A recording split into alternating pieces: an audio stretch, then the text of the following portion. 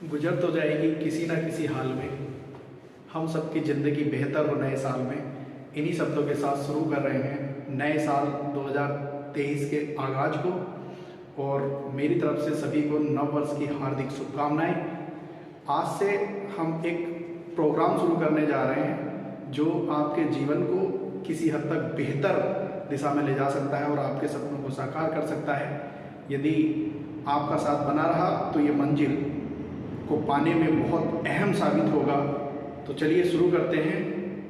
Competition की दुनिया में जो जीएस के पोर्शन से पूछे जाने वाले प्रश्न होते हैं, जिसमें लगातार आपको परेशानी बनी रहती है, उनके साथ कैसे डील किया जाए, कुछ बेहतर अंदाज में शुरू करने जा रहे हैं भारतीय इतिहास। आप लोगों का सहयोग चाहते हैं जिससे हमारा भी मनोबल बढ़ा रहे। चलिए शुरू करते हैं भारत का इतिहास। ठीक, तो भारतीय इतिहास के बारे में थोड़ा सा मैं आपको बता दूं।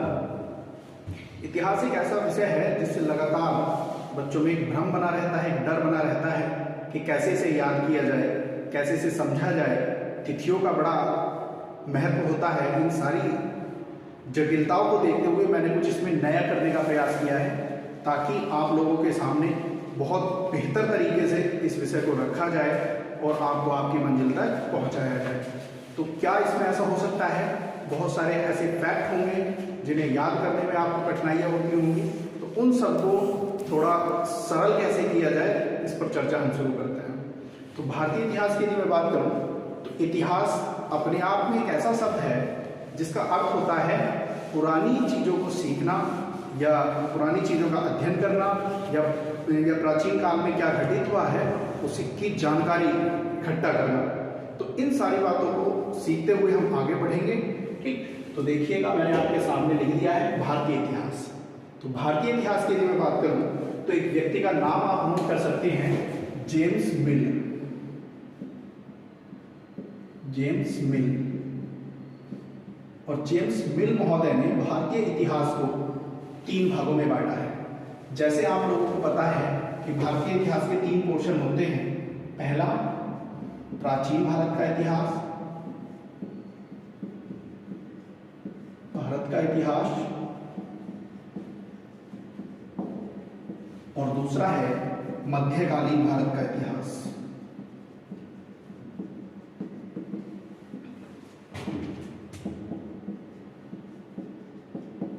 भारत का इतिहास। तीसरा है आधुनिक भारत का इतिहास।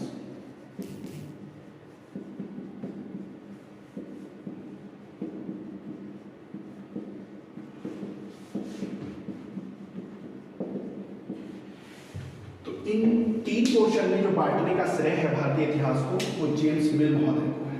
ठीक, इसके अलावा तिथियों के क्रम में अगर मैं बात करूं तो प्राचीन भारत के इतिहास के अगर हम बात करें तो प्रारंभ से, यानी जब से भी हमें मानव से संबंधित गतिविधियां देखने को मिलती हैं तब से लेकर और 712 ईस्वी तक का जो समय है वो प्राचीन भारत के इतिहास के अंतर्गत आता है।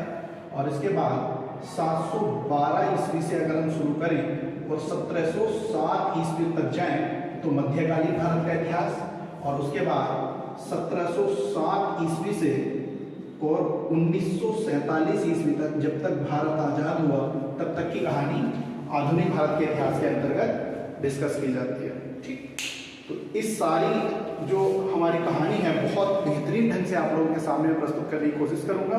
उम्मीद है कि आप लोग भी उसमें जो है आगे बढ़ करके मेरा सहयोग करेंगे। चलिए शुरू करते हैं प्राचीन भारत का इतिहास। प्राचीन भारत का इतिहास जब हम शुरू करने जाते हैं तो बहुत जटिलता हम लोगों के सामने आती है। ठीक, तो उसमें क्या ऐसे बिंदु हो सकते हैं, क्या ऐसा तरीका हो सकता है जो इसे आसान बनाया जाए। ठीक, तो समझने का प्रयास कीजिएगा। सबसे पहले जब हम इतिहास को डिस्कस कर रहे होते हैं तो उसमें एक शब्द होता है कि इतिहास को हमने कैसे जाना। ठीक, तो उसके लिए अनिवार्य तत्व है स्रोत क्या है, हमारे पास कौन सी ऐसी चीजें हैं जिनकी वजह से हम प्राचीन की या अपने जीवन से पहले की बातों को समझते हैं। ठीक, तो जो भी माध्यम हो सकते हैं उन्हीं को हम कहते हैं स्रोत।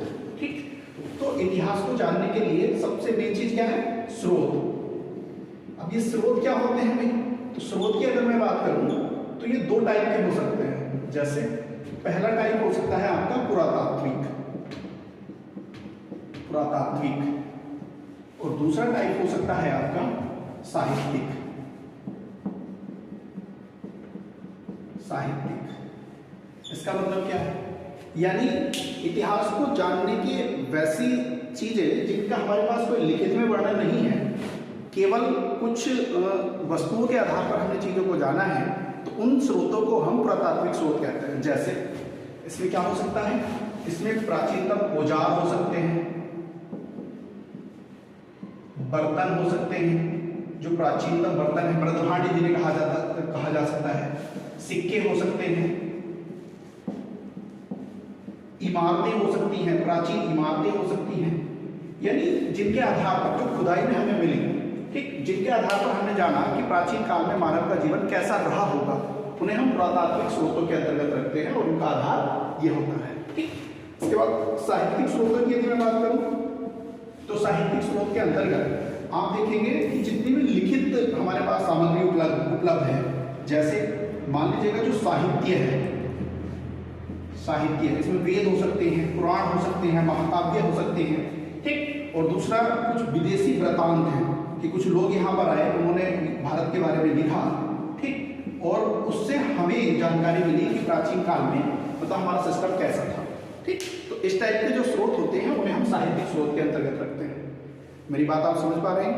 यदि नहीं समझ पा रहे हैं तो एक बार फिर से मैं रिपीट कर देता हूँ।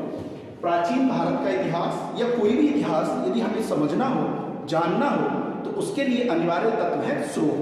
ठीक, स्रोत मतलब स्रोत दो तरीके के हो सकते हैं, पुरातात्विक हो सकते हैं यानी जो खुदाई के अंतर्गत हमें प्राप्त हुए हों, ठीक, दूसरा साहित्यिक हो सकते हैं जो लिखित रूप से हमारे सामने उपलब्ध हैं पुस्तकों के माध्यम से, तो उन्हें हम साहित्यिक स्रोत के अंतर्गत समझते हैं। ठीक, तो उनसे जो जानकारी, जो इन्फॉर्मेशन हमें मिलती है, ये जो पुरातात्विक स्रोत हैं उनसे जो इन्फॉर्मेशन मिलती है प्राचीन काल के मानव के बारे में, प्राचीन काल की संस्कृति के बारे में, प्राचीन काल के कल्चर के बारे में, तो ये सारी चीजें जो हमें वहां से मिलती हैं, ये सारी चीजें जो हैं हमारी स्रोत के अंतर्गत आ जाती हैं। आप समझ पा रहे हैं? ठीक, चलिए इसके बाद इन स्रोतों के आधार पे ही इतिहास को भी 3 भागों में बांटा जा सकता है। वो कैसे, आप समझ लीजिए। अभी तक आपको केवल इतना बताया जाता है कि भाई प्रागैतिहासिक कुछ होता है, आदि ऐतिहासिक कुछ होता है या ऐतिहासिक कुछ होता है, लेकिन किस आधार पे होता है ये बहुत कम लोग आपको बताएंगे। ठीक, चलिए मैं आपको बता देता हूं कि इन स्रोतों के आधार पर, यानी ये जो स्रोत हैं, स्रोत के आधार पर इतिहास को 3 भागों में बांटा जा सकता है। इतिहास को 3 भागों में बांटा गया है।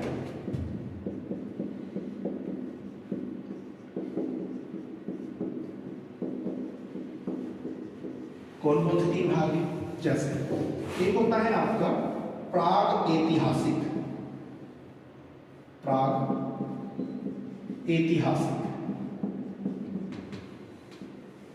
यानी ये ऐसा कालखंड होता है जिसमें हमारे पास कोई भी लिखित साक्ष्य नहीं होता, केवल पुरातात्विक साक्ष्य हमारे पास उपलब्ध होते हैं। उन्हीं के आधार पर हम समझने की कोशिश करते हैं कि प्राचीन काल में क्या हुआ था। ठीक, दूसरा होता है आध ऐतिहासिक।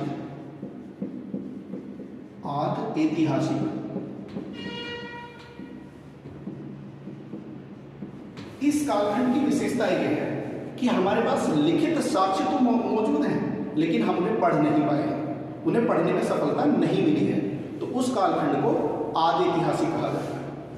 तीसरा होता है आपका ऐतिहासिक।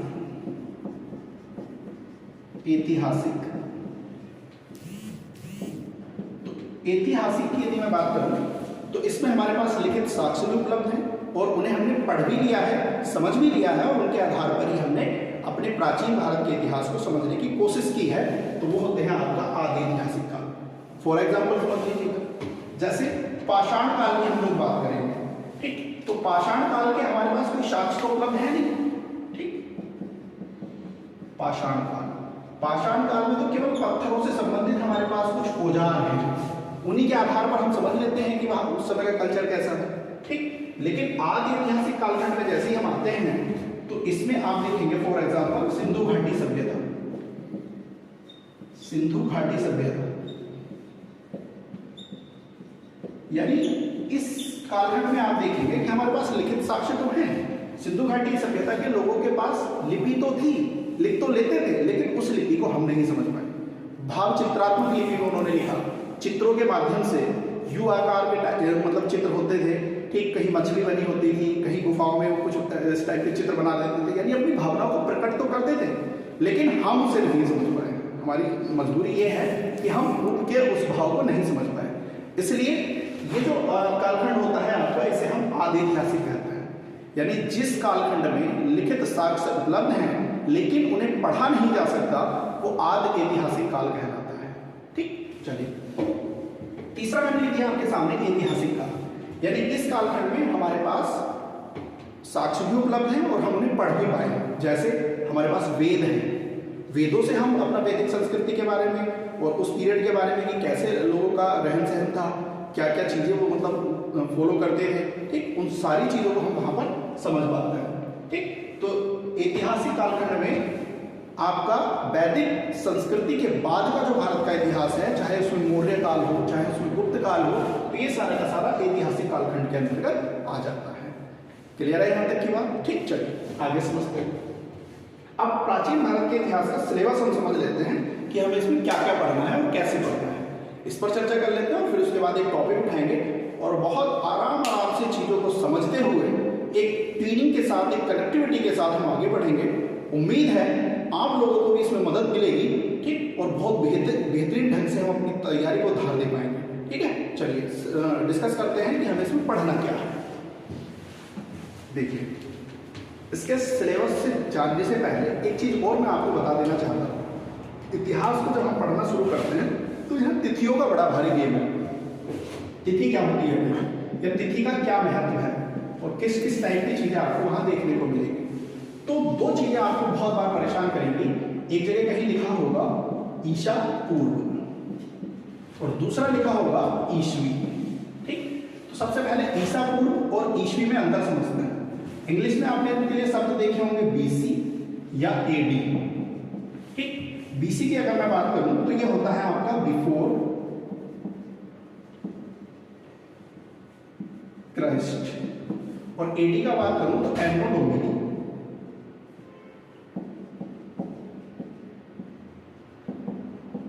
ये फिल्म भी कभी कभार आपसे पूछ लिया जाता है, मतलब मैं आपको समझा देता हूं इसका मतलब क्या है। इसका सिंपल सा मतलब ये है कि आज अगर हम नए साल की बात कर रहे हैं, आपने देखा होगा कि रात 12 बजे से आपके पास जो है नए साल की मुबारकबाद के लिए लोगों ने बधाइयाँ प्रेषित की होंगी। ठीक, तो ये नए साल की जो शुरुआत हुई थी ना, 1 ईस्वी जिसे हम बोलते हैं, इस 1 ईस्वी को जन्म हुआ था ईसा मसीह का। ईसा मसीह का जन्म हुआ था। ठीक, तो इनके जन्म दिवस के रूप में ये ईस्वी शुरू हुआ। ईसा मसीह के जन्म दिवस के रूप में ईस्वी शुरू हुआ, यानी 1 ईस्वी से इधर की जब भी हम बात करेंगे जैसे 2022, तो इसका मतलब है कि 2022 साल पहले ईसा मसीह का जन्म हुआ था। या आज हम बात कर रहे हैं 2023, इसका मतलब है कि 1 ईस्वी को ईसा मसीह का जन्म हुआ था। तो जहां भी एडी लिख करके आएगा, जहां भी ईस्वी लिख करके आएगा, तो वहां मतलब आपका एक सिंपल सा होगा कि ईसा मसीह के जन्म के बाद की तारीख है। जैसे आपसे कहीं कहा जाएगा 712 ईस्वी में अरबों ने भारत पर आक्रमण किया, इसका मतलब यह है ईसा मसीह के जन्म के 712 साल बाद, समझ रहे हैं, अरबों ने भारत पर आक्रमण किया। ठीक, और यदि कोई घटनाक्रम जब हम ईसा मसीह के जन्म से पहले का पढ़ेंगे भारत के परिप्रेक्ष्य में, जैसे हम बुद्ध काल की बात करेंगे तो बार बार वहां पर जिक्र होगा 6वीं शताब्दी ईसा पूर्व। इसका मतलब है ईसा मसीह के जन्म से 600 साल पहले। समझ पा रहे हैं आप मेरी बात? तो ये होता है आपका बीसी या ईसा पूर्व। ईसा मसीह के जन्म से पहले की घटनाएं ईसा पूर्व के अंतर्गत हमें समझनी होती हैं, और ईसा मसीह के जन्म के बाद की घटनाएं हमें एडी या ईस्वी के रूप में समझनी होती हैं। मुझे उम्मीद है आपको ये बात समझ में आ गई होगी, और ये ईसा पूर्व और ईस्वी कई बार आएगा तो वहां भी मैं कोशिश करूंगा कि आपको इन शब्दों का जो है इन शब्दों को डिफाइन कर सकूं। क्लियर है? चलिए अब समझ लेते हैं सिलेबस। सिलेबस की यदि हम बात करें तो सबसे पहले प्राचीन भारत के इतिहास में हमें पढ़ना होता है पाषाण काल। पाषाण काल, पाषाण का मतलब, पाषाण का मतलब होता है पत्थर, यानी जब मानव पत्थर के साथ रहता था पत्थर के साथ अपना जीवन यापन करता था, उस कालखंड को हम पाषाण काल के नाम से जानते हैं। ये एक बहुत बड़ा कालखंड है, लेकिन हम इसे बहुत मतलब सीमित दायरा रखते हुए पढ़ने की कोशिश करेंगे, और एग्जाम में पॉइंट टू पॉइंट क्या बातें यहाँ से पूछी जाती हैं उन पर विशेष ध्यान देते हुए आगे बढ़ेंगे, ठीक। लेकिन मैं आपसे फिर भी ये बात कह देना चाह रहा हूँ, ये एक बहुत व्यापक कालखंड है, इसे कम समय में पढ़ना भी घातक हो सकता है, लेकिन फिर भी हम उस दृष्टि का इस्तेमाल करते हुए आगे बढ़ेंगे कि उस हमारे मतलब एग्जाम का जो दायरा है उसमें सारी चीजें समाहित हो जाए, ठीक है भाई। चलिए, दूसरा चैप्टर इसमें होता है आपका सिंधु घाटी सभ्यता। सिंधु घाटी सभ्यता अपनापन लगने लगा होगा। अब ऐसा लगता होगा आपको कि जैसे कुछ अपने अपने मतलब की बातें चल रही हैं। सिंधु घाटी सभ्यता, जब भी इतिहास शुरू किया सिंधु घाटी सभ्यता आ गई, जब भी इतिहास शुरू किया सिंधु घाटी सभ्यता आ गई। लेकिन अब एक नए नजरिए से और एग्जाम के पॉइंट को ध्यान में रख के चीजों को समझेंगे पॉइंट टू पॉइंट, ठीक है। चलिए, तीसरी बात हो सकती है आपके वैदिक संस्कृति की, वैदिक संस्कृति। और इसके बाद नंबर 4 पे जो हमें समझना होता है वो है आपका बौद्ध धर्म। बौद्ध धर्म नंबर 6 पे हमें समझना है, नंबर 5 पे हमें समझना है जैन धर्म, ठीक। तो इन धर्मों का उदय कैसे हुआ और कैसे इन सारी मतलब इससे मतलब भारत में एक व्यवस्थित तरीके से हमें कुछ इनके साहित्य से जानकारी मिलती है, उन सारी बातों को ध्यान में रख के, एग्जाम के पॉइंटों को ध्यान में रख के हम यहाँ तक पहुँच रहे हैं। इसके बाद हम पाएंगे, जैसे हम आगे बढ़ेंगे तो हम देखेंगे 16 महाजनपद, यानी भारत में 16 महाजनपदों का उदय हुआ, ठीक। 16 महाजनपद, और इन 16 महाजनपदों से क्या क्या प्रश्न हो सकते हैं, और उन महाजनपदों में से आपका मगध एक महाजनपद था जो सबसे शक्तिशाली बन के उभरा, और उस मगध पर मौर्यों ने कैसे अपनी शासन व्यवस्था को स्थापित किया, इस कहानी को समझते हुए आगे बढ़ेंगे। और आपका 7वां चैप्टर हो जाएगा मौर्य काल। मौर्य काल, और जब हम मौर्य काल डिस्कस कर रहे होंगे तो हम देखेंगे कि चंद्रगुप्त मौर्य से कहानी शुरू होगी और अशोक तक जाते जाते अशोक के बाद के शासकों ने कैसे मतलब इतने बड़े साम्राज्य का पतन हुआ, और अशोक की नीतियां उसमें कहाँ तक कारगर थी, या उसके जो आने वाले जो वंशज थे वो उतने शक्तिशाली नहीं थे कि इतने बड़े साम्राज्य का पतन हो जाता है। और उसके बाद फिर हम देखते हैं मौर्योत्तर काल। मौर्योत्तर काल, अब इस मौर्योत्तर काल की जब हम बात करेंगे ना, तब मैं आपको बताऊंगा कि मौर्यों के पतन के बाद कैसे भारत में राजनीतिक अस्थिरता आ जाती है, ठीक। और उस राजनीतिक अस्थिरता का एक परिणाम ये भी होगा कि कुछ विदेशी ताकतें भारत में आक्रमण करना शुरू कर देंगी, ठीक। और एक साथ भारत में 2 तरीके की शासन व्यवस्था आपको देखने को मिलेगी। एक तरफ देसी राजा शासन कर रहे होंगे और एक तरफ विदेशी राजा शासन कर रहे होंगे, ठीक। तो उसे बाइफरगेट करके, पूरा बांट करके कि भारत के कौन से हिस्से में देसी राजा शासन कर रहे हैं, कौन से हिस्से में विदेशी राजा शासन कर रहे हैं, इस पूरी व्यवस्था को समझते हुए हम आगे बढ़ेंगे।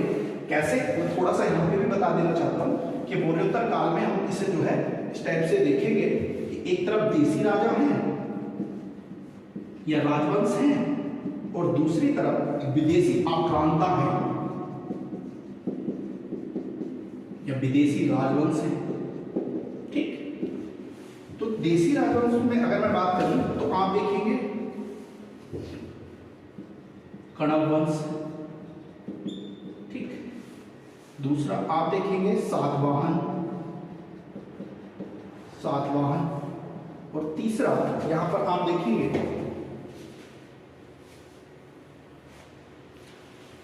शुंग वंश,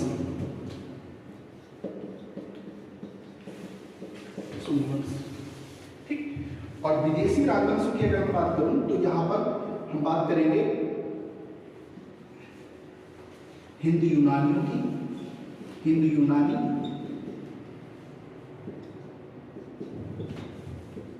दूसरी बात करेंगे हम सिक्कों की, तीसरी बात करेंगे पहलवों की, और नंबर 4 पे हम देखेंगे कुषाणों, ठीक। तो इस टाइप से मौर्योत्तर काल को जब हम पढ़ रहे होंगे तो पूरा कहानी की तरह मैं आपको समझा दूंगा कड़क वंश, शुंग वंश, सातवाहन वंश, हिंदू यूनानी, शक, पहलव, कुषाण। ठीक, इसके बाद हम देखेंगे कि जैसे पूरे भारत में राजनीतिक अस्थिरता है, छोटे छोटे रजवाड़े या छोटे छोटे क्षेत्रों पर लोग शासन कर रहे हैं, तो इसे फिर से कोई व्यक्ति उठेगा, वो एकजुट करने की कोशिश करेगा और एक नए साम्राज्य की स्थापना होगी जिसे गुप्त काल के नाम से जाना जाता है। ठीक, तो गुप्त काल समझेंगे। चलिए देखते हैं इसके बाद जो हमें अगला चैप्टर पढ़ना होता है वो होता है आपका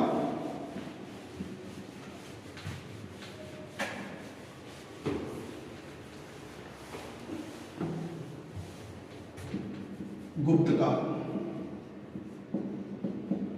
और गुप्त काल के बाद फिर आगे बढ़ेंगे गुप्तोत्तर काल।